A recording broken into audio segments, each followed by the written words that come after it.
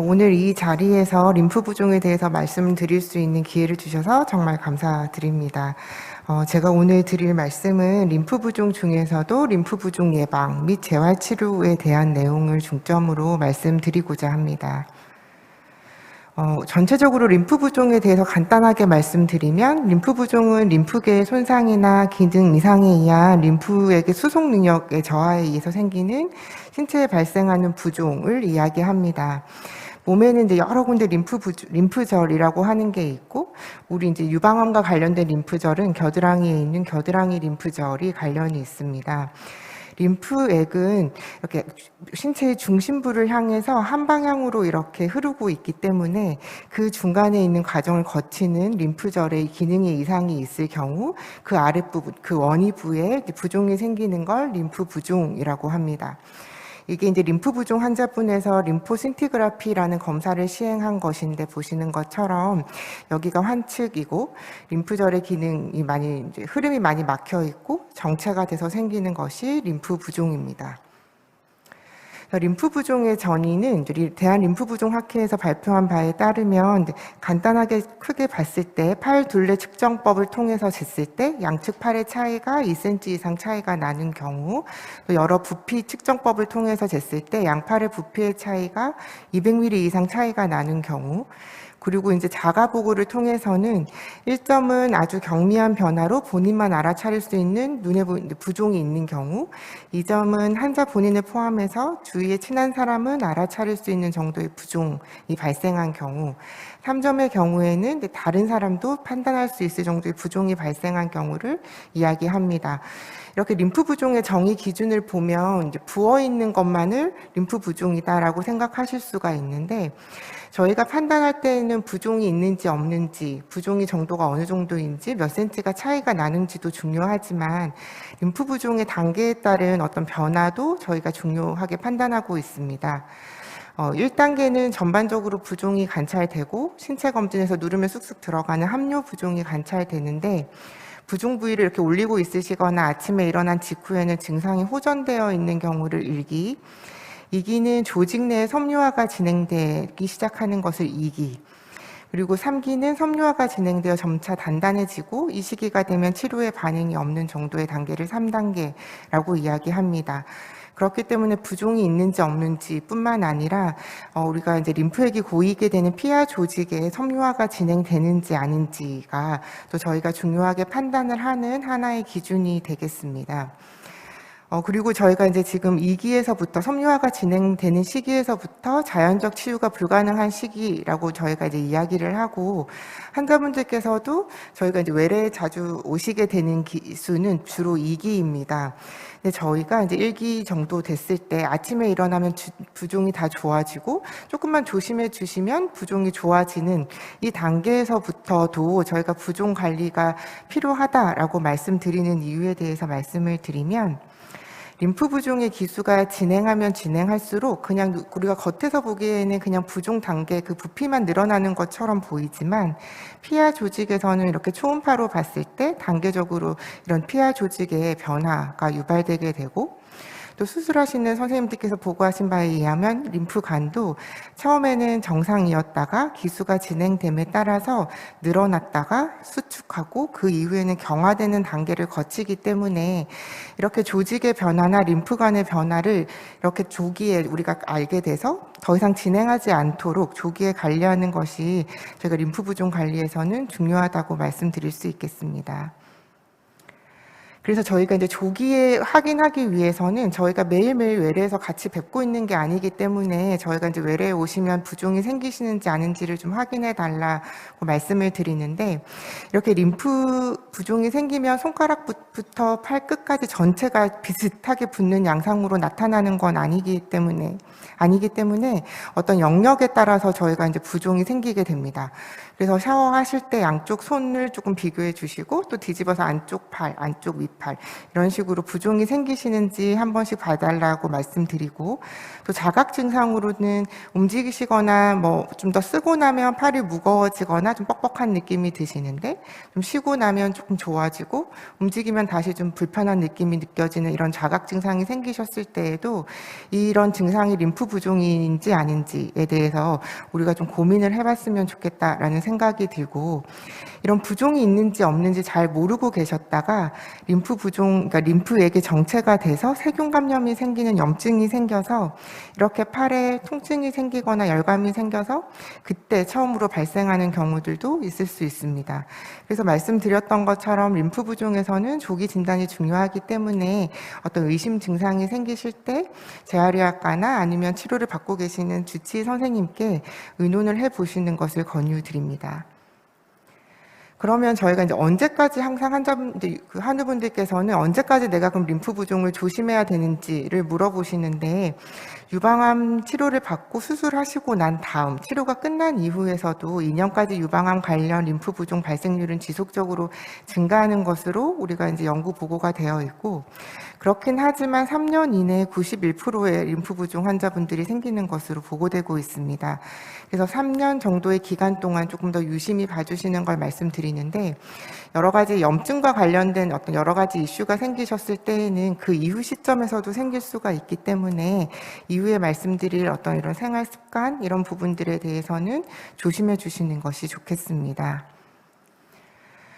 림프 부종의 예방에 대한 부분입니다. 림프 부종의 예방을 어떤 것들을 조심하면 100% 확실하게 예방이 된다라는 것은 사실 없습니다. 그런데 저희가 이제 예방과 관련해서 여러 가지 것들을 알려드리는 어떤 이론적인 부분들을 말씀드리면, 우리의 몸에 있는 림프 수송 능력이 이 정도라고 생각을 했을 때 우리가 이제 정상 성인에서 림프 부하가 이 정도입니다. 그러면 이 정도의 차이가 우리가 어떤 이슈가 생겼을 때 우리가 이제 여유분으로 가지고 있는 이 정도의 용량이 있는데요.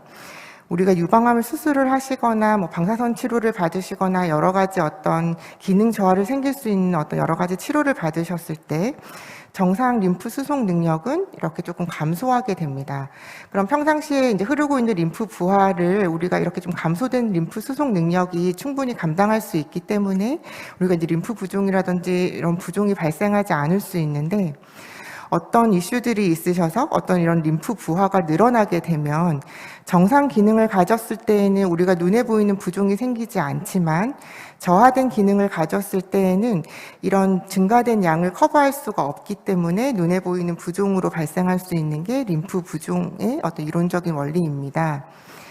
그래서 이런 림프 부종 관련 요인들을 살펴보면, 먼저 이런 림프 수송 능력의 저하를 가지고 올 수 있는 것은 치료적인 요인이 있을 수 있습니다.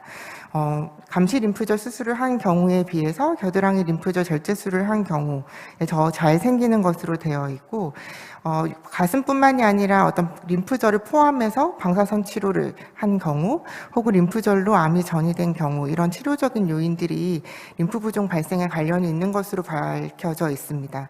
하지만 이제 이런 부분들을 우리가 환우분들이 우리가 조절할 수 있는 것은 아니기 때문에 우리가 림프 부종과 관련된 예방과 관련된 여러 인자들을 살펴보면, 우리가 매우 잘 알려져 있는 위험 인자로는 과체중과 그리고 아까 말씀드렸던 세균 감염이 어떤 발생했을 때 림프 부종을 발생할 가능성이 매우 높은 것으로 알려져 있습니다. 그 외에 주의사항은 말씀드렸던 이렇게 어떤 림프 수송 능력의 부하가 되는 이런 상황을 만드는 그런 상황들을 만들지 않았으면 하기 때문에 저희가 여러 가지 일상생활 관리 방법을 설명드리게 되는데요. 이런 관련 주의사항은 이론적으로 림프액 생성을 증가시키는 요인과 림프액 흐름을 방해하는 요인을 조금 감소시켜서 이런 부하를 생기지 않도록 하자라는 게 이론적인 원리입니다. 그래서 이거는 국가암정보센터에서 들어가 보시면 림프 부종과 관련된 리플렛을 찾으실 수가 있고, 거기에 올려져 있는 일상생활 관리 방법입니다. 그래서 림프액의 생성을 증가시키는 요인에서 뭐 온열, 감염, 과도한 근력 운동 이런 부분들이 포함되어 있고, 림프액 흐름을 방해하는 요인은 이제 림프액의 흐름을 겨드랑이 부분에서 좀 방해하는 조이는 옷들, 이런 것들이 조금 영향을 주겠다라고 알려져 있습니다. 근데 외래에서 뵈면 이런 것들에 대한 정보들을 많이 접하시기 때문에 한 번에 뭐 반신욕, 한 번에 상처 이런 것들에 매우 예민하게 생각하시고 많이 걱정하시는 경우들이 있는데 우선은 이런 부분들에 의해서 감염으로 이어지지 않아서 우리가 잘 해결이 된 경우라면 사실은 너무 걱정하지 않으시고 우리가 이런 이론적인 것들을 가지고 저희가 설명을 드리고 있다라는 것을 아시면 조금 안심하실 수 있을 것 같습니다. 그래서 앞서 말씀드렸던 이런 많은 인자들 중에서 우리가 연구를 했을 때 가장 연관성이 높고 확실하다라고 생각이 되는 부분은 과체중과 봉화지겸, 세균 감염에 의한 경우입니다. 그래서 상처가 깊게 나서 봉화지겸까지 이르지 않도록 우리가 여러 가지들을 우리 병원에서도 저희가 조심하고 있는 것으로 생각해 주시면 좋겠습니다. 그리고 말씀드렸던 것처럼 과한 근력 운동을 하지 말자라고 되어 있는데 그러면 과한 근력 운동이라는 게 어떤 건지에 대해서 궁금해 하실 수 있어서 림프 부종 예방과 관련된 운동을 알려드리면 림프에게 적당한 근육의 수축이 유발되는 것은 림프에게 흐름을 호전시킬 수 있습니다. 그래서 유방암 치료를 받으시고 나서 림프 부종이 걱정이 돼서 한 번도 쓰지 않고 모든 일상생활에서 근육의 움직임을 유발하지 않는 것은 오히려 림프 부종과 예방과는 조금 반대로 가실 수가 있기 때문에 적절한 근육의 수축을 유발해 주시는 게 좋고 이런 부분들은 우리가 머슬 펌프라고 부르는 것처럼 림프에게 흐름을 호전시키고 단백질 흡수를 촉진시켜 주는 역할을 하게 됩니다. 하지만 이제 좀 애매하게 과한 운동이라고 표현하고 있는데 이런 과한 운동은 과한 간질액의 생성을 촉진시킬 수 있기 때문에 림프 부종의 발생이라든지 이런 부분에 영향이 있는 것으로 알려져 있습니다. 그래서 여러 권고안에서는 시작하시기 전에 훈련받은 전문가 혹은 뭐 의료진과 상의를 해서 운동 계획을 짜자라고 되어 있고 과한 움직임을 피하기 위해서 저강도의 운동에서 시작해서 점차적으로 늘려가라고 되어 있습니다. 저강도의 운동이라고 하는 것은 가볍게 맨손 체조부터 시작하셔서 근력 운동을 예를 들어 말씀드리면 0.5kg짜리 아령을 들고 운동을 시작하는 것부터 점차적으로 늘려가시는 걸 권유드리는데 본인만의 운동 역치를 찾아가는 것이 필요하다라고 이렇게 적어 놓은 이유는 어떤 분들은 0.1kg짜리 아령에서부터 시작해서 더 높은 무게까지 잘 진행하시는 경우들이 있는가 하면 0.5kg짜리 아령을 잡고 운동을 하시는 것도 어떤 경우에선 불편감을 느끼시기도 합니다. 그래서 본인만의 역치를 찾아서 내가 이 정도 운동을 했더니 사실 이제 적절한 운동을 부종 증상을 훨씬 편하게 만들어 줄 수 있기 때문에 내가 편했다든지 30분 이상의 운동을 했더니 불편했다든지 이런 식의 체크를 하셔서 나만의 적당한 운동량과 강도를 찾아가는 것이 필요합니다. 그래서 외래에서 이제 운동을 시작하셨을 때 의료진과 이런 부분들을 같이 상의해서 찾아가시는 것도 필요할 거라고 생각이 됩니다. 그래서 이제 제가 외래에서 뵀을 때 항상 이제 환자분들이 조금 과하게 운동을 하고 오셔서 부종이 좀 생겨서 오셨을 때 가장 흔하게 제가 경험하는 운동 두 가지를 조금 말씀드리고 이런 운동은 주의하자라고 말씀드리고 싶었는데요. 그래서 여러 가지 이제 요가라든지 여러 가지 운동들 내가 원하는 운동도 어떤 거든지 하셔도 좋지만 하다가 이렇게 팔에 모두 내 몸무게를 지탱하는 운동들은 조금 피하시는 게 좋겠고 한 가지 더는 헬스장에서 상체 근력 운동을 하실 때 이런 기계들을 10kg, 20kg 이렇게 무게를 조절하게 되어 있는데 높은 무게에 두고 운동을 하시고 나서 부종이 조금 생기신 분들이 있을 수 있습니다. 그래서 이런 경우들은 좀 과한 운동이라고 생각해 주시면 좋겠고 제가 이제 외래에서 말씀드릴 때는 이런 헬스장에서 상체 근력 운동을 시작하시기 전에 아령 같은 걸 가지고 먼저 저강도 운동부터 시작하시도록 권유드리고 있습니다. 다음으로는 림프 부종의 재활 치료에 대해서 말씀드리겠습니다. 림프 부종에 대한 재활 치료는 저희가 복합 림프 물리 치료라고 부르고 이 네 가지의 요소를 포함해서 이제 시행을 하게 됩니다. 한 가지는 도수 림프 배출법, 그리고 피부 관리, 치료적 운동, 압박 치료를 이제 저희가 포함해서 복합 림프 물리 치료라고 하고 이런 것들을 적절하게 잘 배합해서 이제 환자분들에 맞춰서 저희가 치료 교육을 하게 됩니다. 합니다.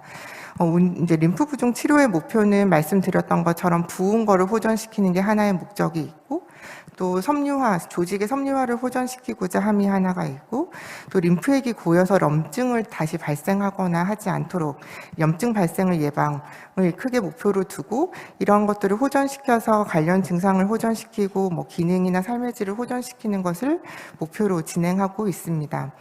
이제 여기 두 환자분의 저희가 이제 제가 림프신티그라피 영상을 가지고 왔는데요. 이걸 이제 가지고 온 이유는 이제 앞에 있는 이제 이 림프신티그라피의 경우에는 이쪽이 환측입니다. 그래서 여기 겨드랑이 림프절도 좀 보이고 정체가 되어 있는 부분들이 이렇게 보이는 것에 반해 그 다음 영상을 보시면 겨드랑이 림프절이 더 보이지 않고 정체되거나 이렇게 보이는 부분보다는 이렇게 어쨌든 겨드랑이 림프절이 보이지 않는 모습이 보이게 됩니다.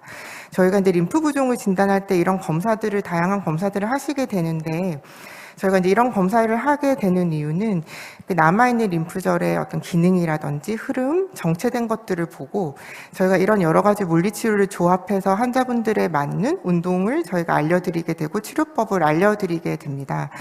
근데 이제 보통 이제 한우분들은 보면 이제 옆에 분들 어떤 치료를 했는데 나는 왜 안 해주냐 이런 것들에 대해서 항상 의문점을 가지게 되시는데 그런 부분들은 저희가 이런 여러 평가들을 통해서 필요한 것들에 대해서 강조해 드리고 알려드리고 이런 식으로 진행을 하고 있습니다. 그래서 각각의 이제 치료 방법에 대해서 말씀드리면 먼저 도수 림프 배출법입니다. 이제 림프액은 이제 끝쪽에서부터 몸의 중심부로 올라와서 흘러야 되는데 이런 부분들이 정체가 생기는 부분을 손의 마사지, 손의 마찰력을 통해서 가볍게 흐르게 만들게 해주는 방법이 도수림프 배출법입니다. 도수림프 배출법을 하면서 저희가 영상으로 이렇게 보면 이렇게 림프액을 이제 손의 마찰력을 통해서 이렇게 흐르게 하는 것을 볼 수 있습니다. 그래서 우리가 이제 고여있지 않도록 흐르게 만들기 위해서 이런 마사지법들을 사용하게 되고 피부 관리는 저희가 너무 건조하지 않게 조금 관리를 하자고 말씀드리는 이유는 말씀드렸던 세균 감염의 위험이 있기 때문에 세균 감염이 덜 생기도록 피부 관리를 강조하고 있습니다. 다음으로는 치료적 운동입니다. 말씀드렸던 것처럼 적절한 근육의 움직임은 림프액의 순환에 도움이 되기 때문에 이렇게 주먹을 쥐고 편다든지 팔꿈치를 구부리고 편다는 이런 움직임을 통한 근육의 움직임으로 림프액의 순환에 도움이 될 수 있습니다. 또 한 가지 더 말씀드릴 거는 복식 호흡을 통해서도 림프액의 순환에 도움을 줄 수 있기 때문에 복식 호흡을 하시는 것도 저희가 이제 설명드리고 있습니다. 다음으로는 압박 치료입니다. 압박 치료의 원리는 압박 스타킹, 압박 붕대, 그리고 여러 가지 최근에 나온 여러 스타킹들이 있습니다. 압박 스타킹은 사실 이제 착용해 보시면 잘 늘어나지 않기 때문에 좀 불편감을 느끼시게 되는데 그 이유는 우리가 가만히 있으실 때 압력은 높이지 않다가 움직이셨을 때 근육의 수축이 유발됐을 때 압박 스타킹이나 압박 붕대로 밖에서 압력을 줘서 겉에 흐르고 있는 림프액의 흐름에 가고 있는 이 부분에 압력을 가해서 림프액을 원입으로 흐르게 만들고 싶어서 저희가 이제 착용을 하시도록 권유드리고 최근에는 보험 처방을 가능하기 때문에 보험 처방을 해드리고 있습니다. 이렇게 새로 나온 모비덤, 오토핏, 썰케이드 이런 이제 새로 나온 스타킹들이 나왔고 이런 것들을 이용해서 밤의 관리도 이제 좀 편해지셨기 때문에 많은 한우분들께서 이제 이런 스타킹에 대해서도 관심들이 높으셔서 저희가 이제 그림을 가지고 왔는데 이것들도 마찬가지로 어떤 분들에게는 도움이 되고 어떤 분들은 이런 것들을 이용하지 않고서도 쉽게 관리가 되기 때문에 저희가 이제 때에 맞춰서 처방을 하고 있습니다.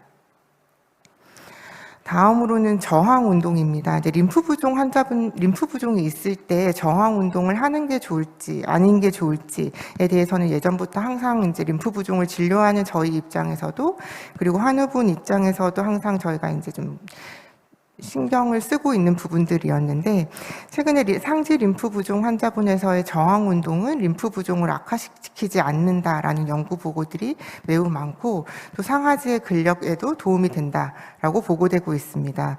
근데 어떻게 해야 될지에 대해서 살펴보면 말씀드린 것처럼 전문가의 감독 하에서 점진적인 근력 운동이 진행이 중요하다고 되어 있고 점진적이다라고 하는 것은 낮은 강도에서부터 점차적으로 늘려가시고 시간도 조금 10분에서부터 시작하셔서 20-30분 이런 식으로 늘려가 주시는 게 좋습니다. 그리고 어떤 운동을 진행하시든지 간에 부종의 악화가 관찰되면 중단하고 의료진의 진료가 필요합니다.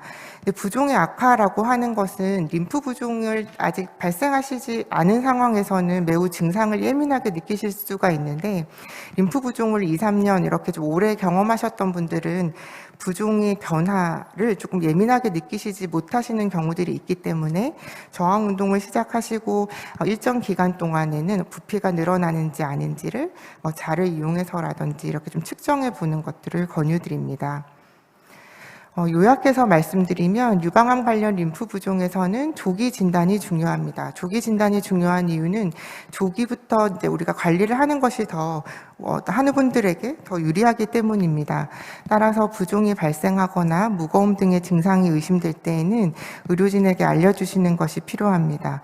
그리고 림프 부종과 관련된 여러 생활 습관들을 저희가 강조하고 있는데, 그 중에서도 가체중 그리고 세균 감염 발생에 가장 주의하는 것이 필요하겠습니다.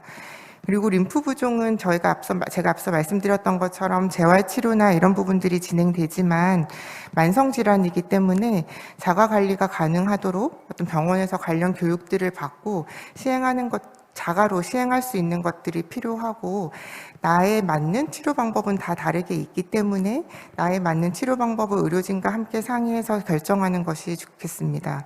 그리고 운동 진행은 처음부터 많은 양을 하시지 마시고 점진적으로 저강도, 짧은 시간부터 시작해서 점진적으로 늘려가 주시는 게 좋겠고, 가장 중요한 것은 아프거나 빨개지거나 열이 나는 등 염증 관련 증상이 팔에 나타나면 바로 의료진에게 알려주시는 것이 필요하겠습니다. 경청해 주셔서 감사합니다.